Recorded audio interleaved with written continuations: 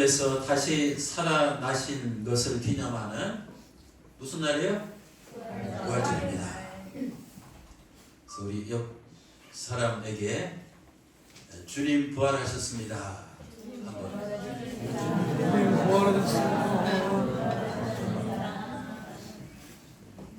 자, 그 다음에 나도 부활할 겁니다. 부활 안 하실 거예요? 자, 다시 한번. 이제는 주님 부활하셨습니다. 나도 부활할 겁니다. 우리 옆에 분에게 분명하게 말씀하실 겁니다. 주님 부활하셨습니다. 나도 부활할 겁니다. 아멘. 우리가 부활의 소망이 있기 때문에 이 자리에서 예배드린 줄 믿습니다. 오늘 부활절 예배에 나오신 사랑하는 여러분들에게 제가 하나님의 종으로서 두 가지 질문을 드리고 싶습니다. 첫 번째 질문은 뭐냐면은, 여러분, 사람이 이 세상에 태어나고 살면서 제일 두려워하는 것이 무엇일까요? 오케이. 그것은 바로 죽음입니다. 이 생명을 가진 인간이 가장 무서워하고 가장 두려워하는 것이 이 죽음입니다. 죽음을 두려워하지 않는 사람은 단 한 사람도 없습니다. 또 두 번째 질문은, 사람이 제일 그 마음속으로 이 갈망하는 것이 무엇일까요? 영생. 하나님, 제가 설교할 필요 없네요. 그것은 바로 이 죽지 아니하고 영원히 사는 것입니다. 여러분, 인간은 자신의 수명이 끝나서 자신의 존재가 완전히 소멸되어 사라지는 것을 원치 않습니다. 인간의 본능 속에는 이 누구나 죽지 않고 영원토록 이 살고 싶은 이 강렬한 이 영생에 대한 욕구가 깊숙이 자리 잡고 있습니다. 전도서 3장 1절은 말합니다. 때문에 창조자 하나님께서는 이 모든 사람에게 영원을 이 사모하는 이 마음을 주셨다. 제가 드린 첫 번째 질문은 바로 이 죽음에 대한 이 문제입니다. 그런데 사랑하는 우리 성도 여러분, 이 죽음의 이 문제는 사실 이 인간의 힘으로는 해결할 수가 없습니다. 어제도 우리 김종원 집사님 모친인 오명숙 우리 권사님, 저희 한 식구 이모입니다. 그래서 장례식에 갔다 왔는데 83입니다. 작년 한 6개월 전부터 암이 발생이 돼서 급속히 진전이 됐는데, 제가 그 이튿날 항상 빈소 차릴 때 갔는데 한 식구, 집안 식구들이 모이자마자 그냥 약속을 하는데 눈물을 톡톡 쏟는데, 제가 그 집안 사위로서 참 보기 민망하지만 그렇게 죽음 앞에서 오열하는 일가 친척들을 보고 참 마음이 아팠습니다.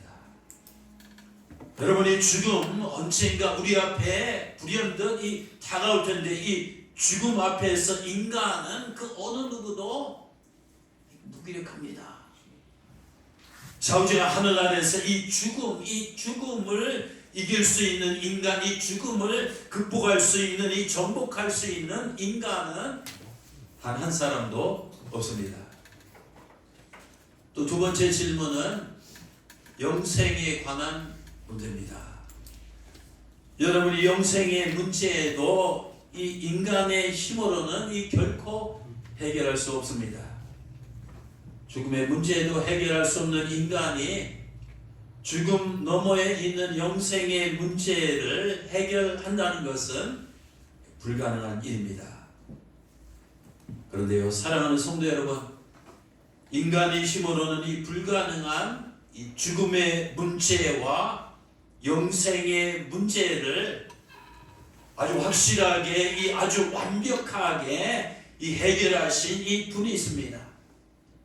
그분은 바로 죽음에서 이 부활하신 예수 그리스도이십니다. 예수님은 오늘 성경 본문 말씀 요한복음 11장 25절과 26절에서 뭐라고 선언하셨습니까? 이건 인류를 향해서 그냥 이 선포하신 겁니다.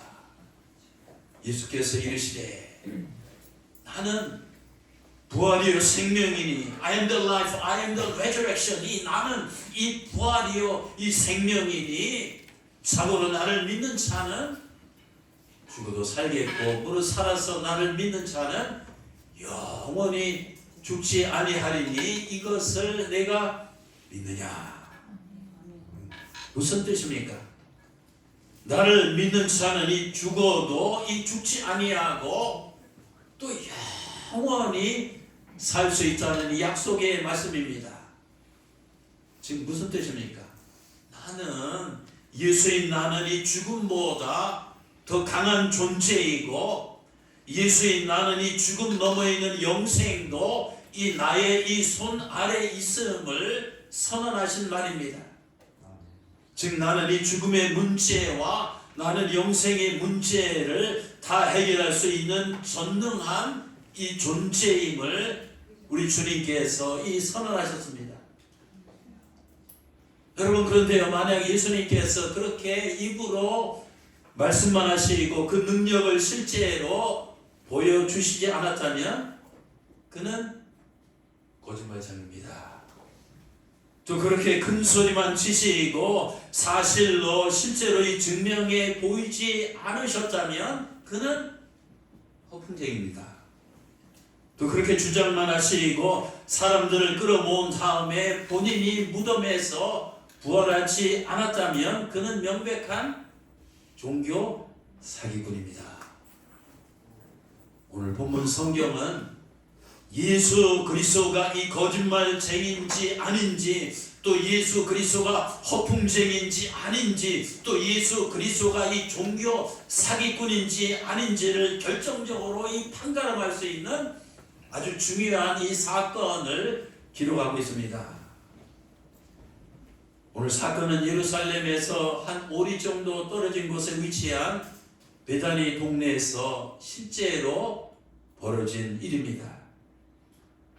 그곳에는 이 언니 마르다와 이 동생이 마리아가 오빠인 나사로와 오손노손이 행복하게 살고 있었습니다.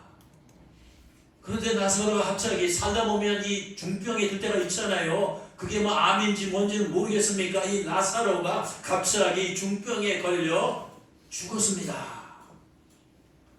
마르다와 이 마리아는 그동안 기둥처럼 믿고 의지하던 이 오라비의 죽음에 큰 이 충격과 이 슬픔에 빠졌습니다.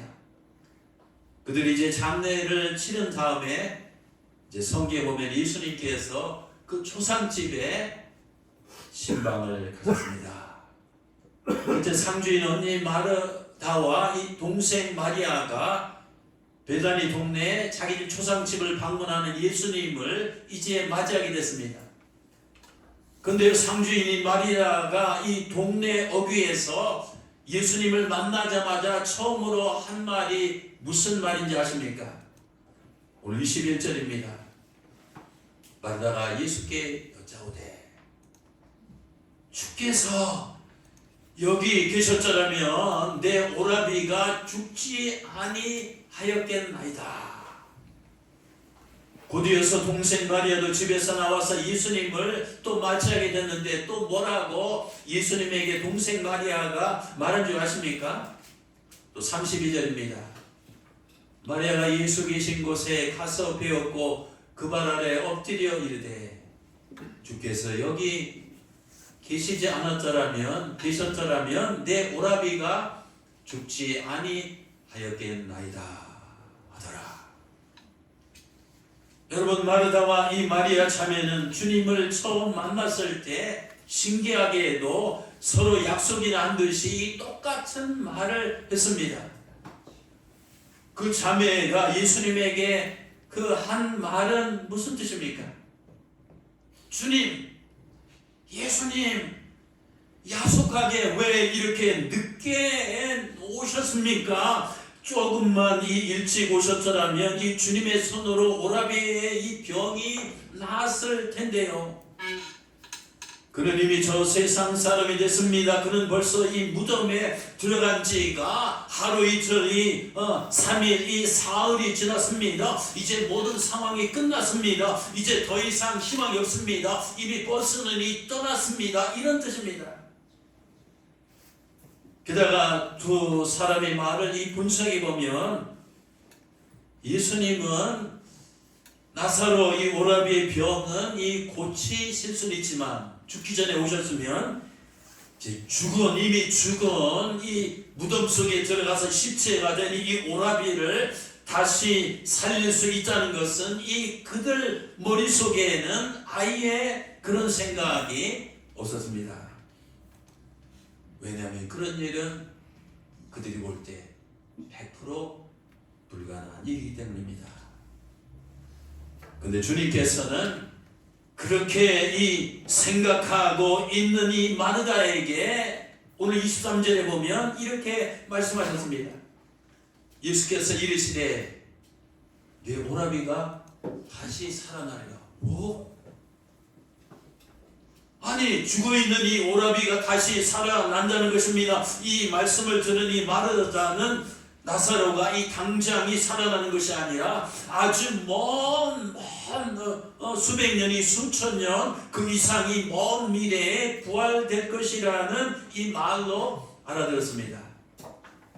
때문에 24절에 그녀는 이렇게 말합니다. 그럼요, 마지막 날 이 세상이 종말이 오고 부활제에는 다시 살아날 줄을 내가 아나이다.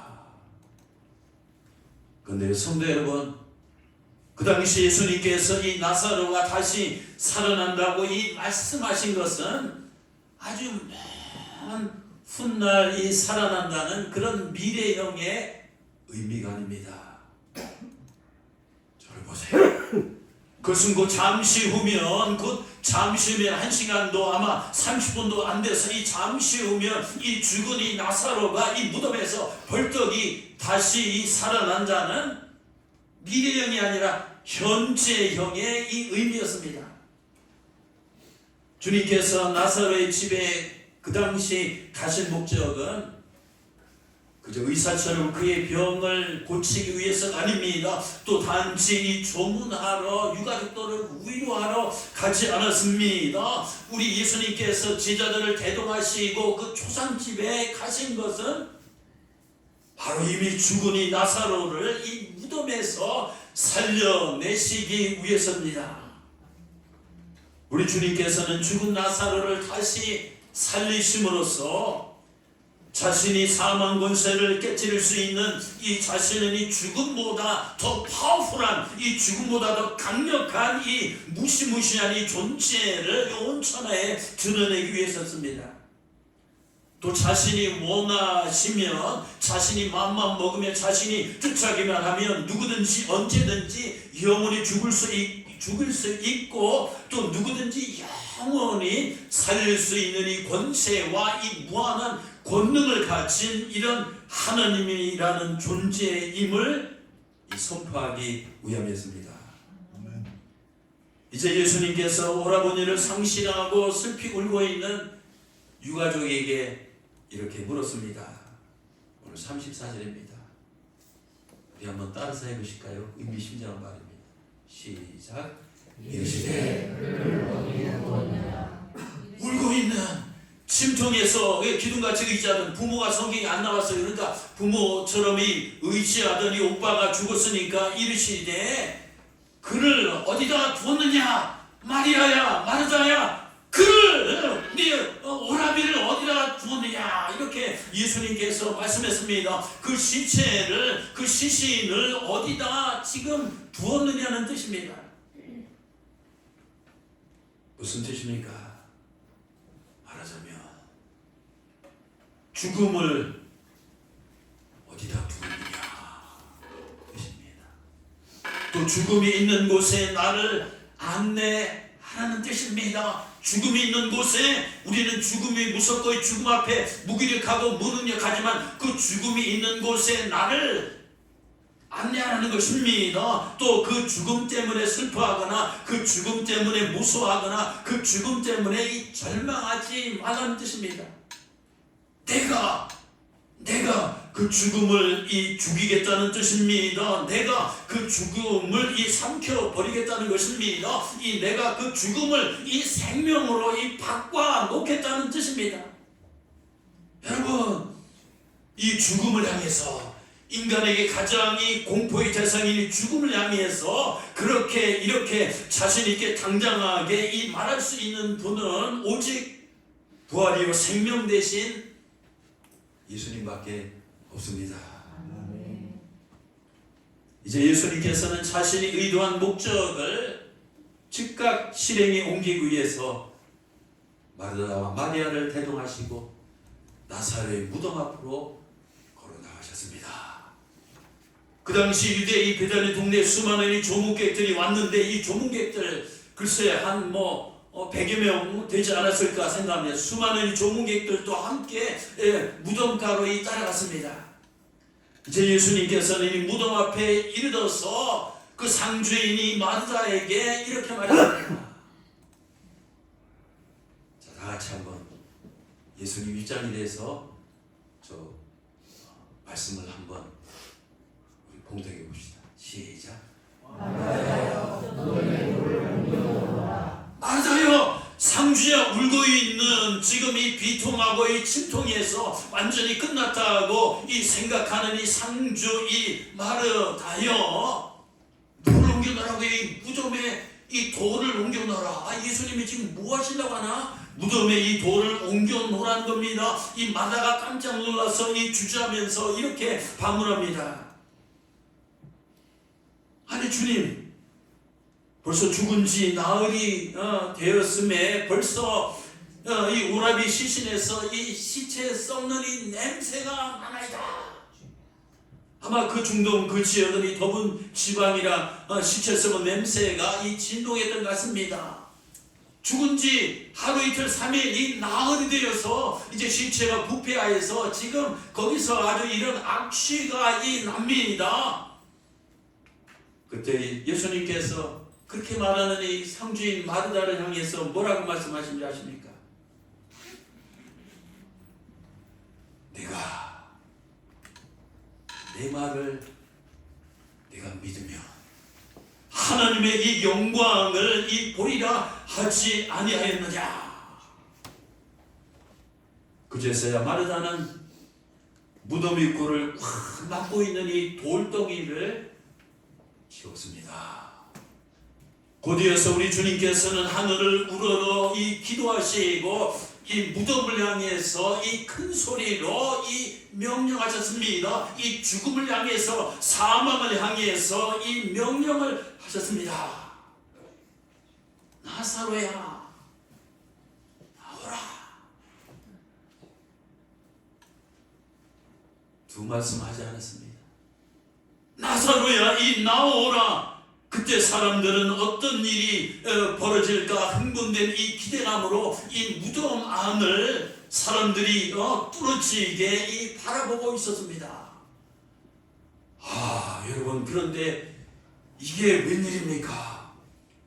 무덤 속에 시체 냄새가 막 풍풍 풍기는 그 무덤 속에 있는 나사로의 시체가 꿈틀꿈틀 움직이기 시작하는 것이 아닙니까? 그러더니 나사로의 시신이 혼자 벌떡 일어나는 것이 아닙니까? 또 나사로의 시신이 매장될 때처럼 얼굴이 가린 채로 수족을 배로 동인 채로 걸어 나오는 것이 아닙니까? 그 모습을 보고 마르다와 마리아는 깜짝, 아니 이게 꿈인지 생신지, 아니 어떻게 기절초풍한 일이지, 죽어서 나흘이 돼서 시체가 시체가 혼자 스스로 이렇게 동인체로 이 무덤 속에서 걸어 나오는 것입니다. 이 도저히 믿을 수 없는 일이 일어나는 것입니다. 그때 그 광경을 옆에서 정말 이 지켜보더니 베다니 동네 사람들도 눈이 막 휘둥그레 뜨게 되고 놀란 입이 닫히지 않았습니다. 와, 어찌 이런 일이 있을 수가. 여러분, 어떻게 이런 일이 가능합니까? 우리 선생님, 저 좀 보세요. 과학자신데 이거 증명이 됩니까? 이거 누가 뻥으로 무협지 이 소설 쓴 게 아닙니다. 이 팩트입니다. 팩트. 어떻게 인간의 상식으로, 인간의 이성으로, 이 과학자 이 데이터로 어떻게 how 이런 일이 가능합니까? 예수님께서 분명히 말씀하신 대로 뭐라고 했습니까? 마태복음 19장 26절을 보면 사람으로는 할 수 없지만은 하나님은 할 수 있느니라. 인간으로는 이 죽었다 깨어나도 할 수 없지만 이 창조주 하나님께서는 이 다 할 수 있느니라. 아멘. 또 마가복음 9장 23절입니다. 예수께서 이르시네 할 수 있거든요. 무슨 말이냐? 이 믿는 자에게는 창조주 하나님을 이 믿는 자에게는 이 능치 못한 일이 불가능한 일이 없다고 이 선언하셨습니다. 아멘. 그렇습니다. 이 마르다가 주님의 말씀을 믿고 그 말씀을 믿고 이 무덤에 이 돌을 옮겨 놓았을 때 나사로가 죽음에서 이 살아나는 어마무시한 이 기적이 일어났습니다. 우리도 죽음을 이기고 영생을 얻으려면 이 주님의 명령대로 이 돌덩어리를 옮겨 놓아야 됩니다. 이 돌을 깨뜨려야 됩니다. 어떤 돌입니까? 무덤 속처럼 이 캄캄한 이 칠 같은 내 심령을 가로막고 있는 의심의 돌입니다. 불신의 이 돌입니다. 여러분, 죽은 자가 정말 이 무덤에서 다시 살아날 수 있을까요? 사람은 정말 죽지 아니하고 영원히 정말 살 수 있을까요? 우리가 이런 의심에 가득 찬 이 불신앙의 돌을 깨뜨리지 않으면 죽음의 문턱을 넘어 영생의 세계로 결단코 들어갈 수 없습니다. 기억합시다. 주님께서는 십자가에서 죽으신 후 사흘 만에 이 부활하심으로써 우리도 그 주님을 믿으면 그 주님을 믿으면 죽은 다음에 주님처럼 부활해서 영생을 누리게 된다는 사실을 우리 주님께서는 부활하심으로 확증하셨습니다. 우리 주님께서 보실 때 이 세상은 어찌 보면 거대한 이 무덤입니다. 뭐라고요? 우리 주님께서 보실 때 이 세상은, 이 지구상은 어찌 보면 거대한 이 무덤입니다. 이 나사로가 죽었듯이 이 세상이 모든 인간들은 이 죄로 인해서 죽을 수밖에 없습니다. 나사로가 무덤에 들어갔듯이 모든 사람들은 언젠가 한 번은 반드시 이 필연적으로 이 무덤 속에 들어가게 되어 있습니다. 주님께서 이 땅에 오신 목적은 무덤 속에 있는 이 죽은 나사로를 다시 살리신 것처럼 이 죄악의 이 무덤 속에 죽어있는 죄악의 이 무덤 속에 파묻혀 죽어있는 이 인생들을 다시 살리시기 위해서입니다. 주님께서는 지금도 인생들을 죽음의 무덤으로부터 살리시기 위해서 이렇게 끊임없이 묻고 계십니다. 오늘 핵심 구절입니다. 나는 부활이요 생명이니 나를 믿는 자는 죽어도 살겠고 무릇 살아서 나를 믿는 자는 영원히 죽지 아니하니 내가 이것을 믿느냐? 믿을 그은 것을 여러분 주목하시기 바랍니다.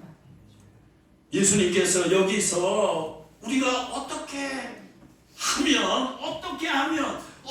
하면 이 죽어도 살고 어떻게 하면 영원히 죽지 않는다고 강조하셨습니까? 어떻게 하면 죽음을 이기고 영생을 취할 수 있다고 역설하셨습니까?